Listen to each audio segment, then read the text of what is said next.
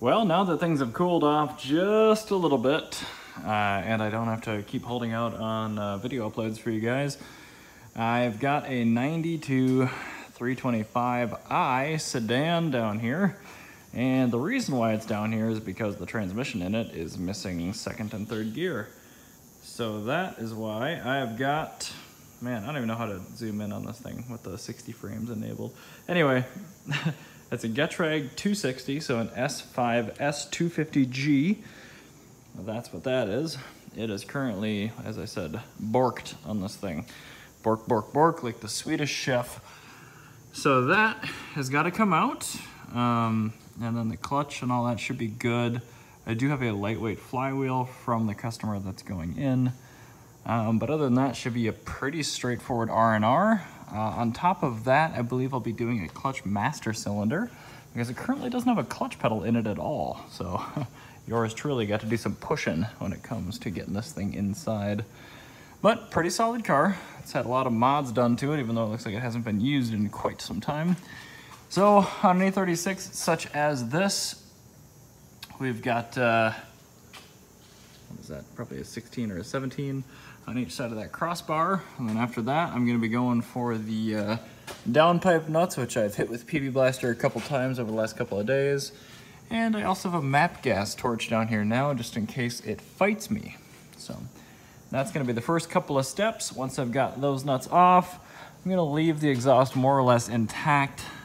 Just unscrewing the oxygen sensor electrical lead. And then the rear box just has 4 13mm nuts on the carriers. There's 2 on that side. And then there's 2 up in there as well. Zip those out, get the exhaust off. Then we'll be ready for heat shields, drive shaft, and then the transmission. So unfortunately, this being a 92, it means the starter has nuts on the front side of it. It's not a captured threaded body. Sorry about the focus, I don't know what this thing's doing. So that's, the starter is gonna be kind of a bitch on this thing, but we'll get it done. And I'd like to get it out of my garage because it's an E36 and they're dumb. Well, the drive shaft is visible. Got all the 13s out. Next step's just gonna be taking out this back brace here and then dropping the drive shaft. And I'm actually probably just gonna zip tie it to the side instead of removing it from the back. The early 4 bolts are kind of a pain to deal with. Once that's happened, I'm gonna go for the slave cylinder in the side of the trans, just pull that out and set it aside. Then the bitch clip on the top for the shifter, get that kind of all set off to the side. And then the bell housing bolts are actually pretty easy on a getrag 250. Get my light here. I mean, you can really get at everything pretty well on these just from down here. So again, the starter is gonna be the biggest thing just because this is a pre-96. But we'll get there. We'll get there. Well, I think that's how I'm gonna leave it for night number 1. Everything is disconnected except for the bell housing bolts themselves.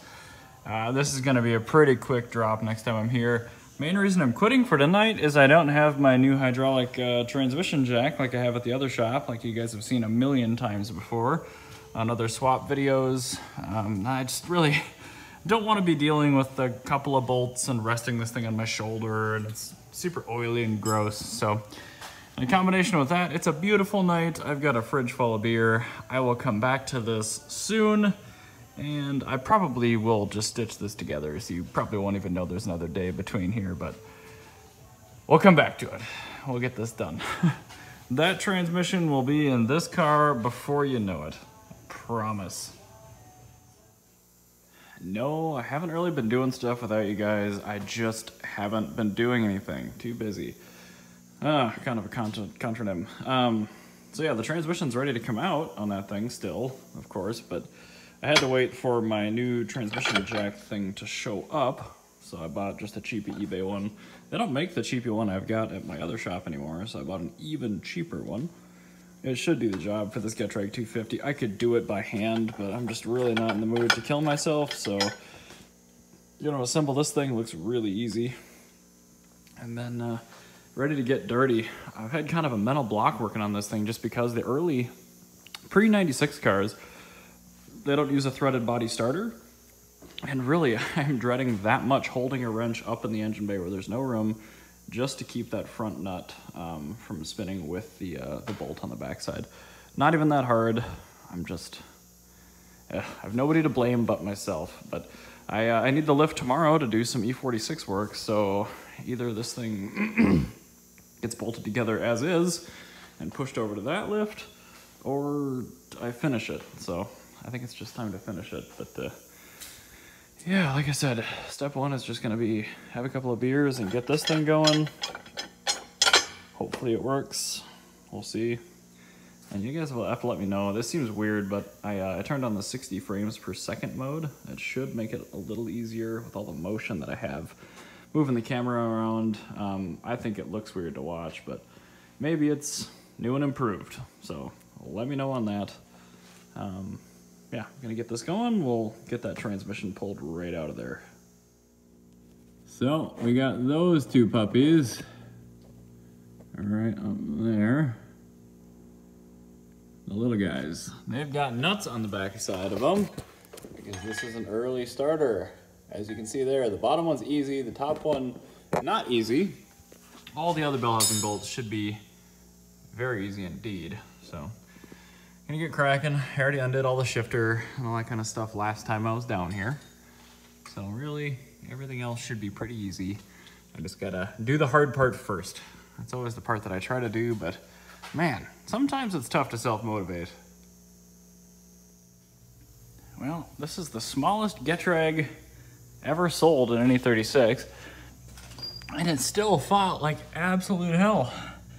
I think it's because a lot of the sound deadening is still in place. It's kind of hard to squeeze in one of these transmissions around it. When I put this back in, I'm actually going to ratchet strap the front of the engine to the roof of the car to pull the back end of this down, which gives you a little bit better straight shot, just a ramrod. So I was noticing this had the old style reverse sensor. I think I'm actually gonna have to swap that over because this has the later style.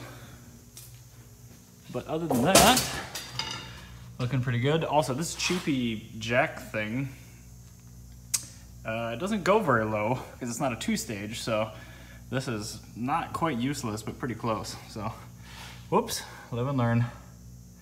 Guess I'll take this thing off, start swapping over all the bits and pieces to the new trans. Then I'll set the car back down and get that repositioned for the new transmission. Well, I've got the old transmission outfitted with all the crap off of the new one, just so I have it in one place as a core. And then this is the new transmission, all filled, bolted on, ready to go. I did have to wire brush the input shaft. Then I greased it up a fair bit too, just because it does aid installing transmissions. The owner of this car brought me down a lightweight flywheel. Unfortunately, it's a JB Racing unit for an M3, and it didn't fit, so I ended up putting this back on. And there was some crap rattling around in this bell housing. You can see nicks all over it. You can actually see what it was here. I